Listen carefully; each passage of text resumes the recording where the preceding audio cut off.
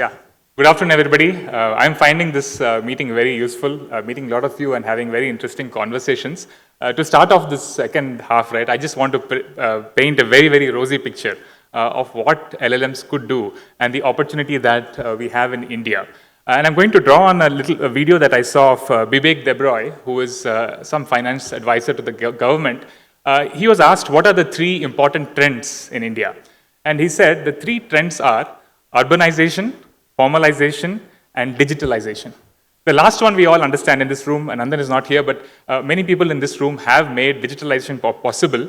But formalization is really when people who are, let's say, vegetable vendors, maybe a domestic worker, get formalized, maybe have bank accounts, maybe even pay at some point GST and so on. And urbanization, we all know, cities are becoming larger and more complex to govern and so on. And he said these three trends are very powerful and they will continue over the next 10 years. And I was reflecting how all this LLM stuff intersects with these three trends, right? And my thought process were, firstly, what are these large language models doing? And many of you would have seen demos of that in the breakout rooms. Essentially, they're increasing the bandwidth of communications between humans and machines, right? And if you think about democracy, today, democracy, the bandwidth that citizens have to government is for many of us voting once in 5 years. The question is, can the presence of these large language models and very responsible and careful deployment of that significantly increase the bandwidth with which citizens can connect with their councillor, their legislator, their member of parliament, and so on, and for the government to do the same as well. So as cities become crowded, as more people come together, share resources, cities should become easier to govern, right? So that was the point around urbanization. On formalization, Sriram was here in the morning, he was showing GitHub Copilot. Looks like in the future, you will have people programming without knowing what is a program, right? Today, many of us here are coders, but people would be able to instruct computers to do a sequence of steps without even knowing what is a program, what is an if construct, what is a variable, right? And that possibly will allow a domestic worker to do financial planning using a program that she writes, or maybe a dudwala, milk vendor, to actually do inventory management with these large language models, right? And that's a very exciting potential.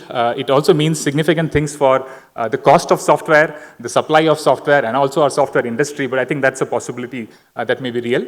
And on the third one, around digitalization, one thing that is clear is these LLMs are superpowers, and as they become more pervasive, all existing distribution channels will get better.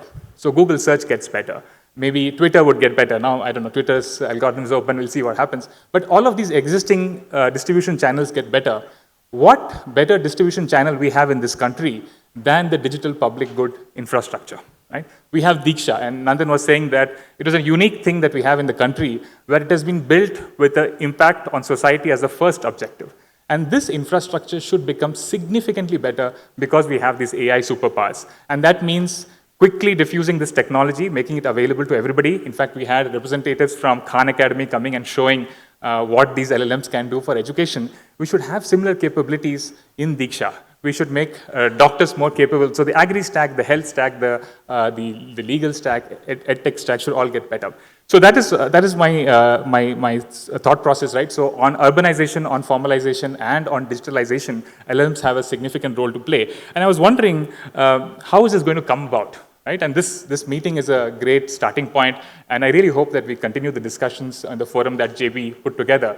But I really believe that while academia grapples with the research challenges, while big tech is busy deploying this for various things, we also need maybe communities and startups in the country to think LLMs in the same way DPGs were built, with a society-first point of view.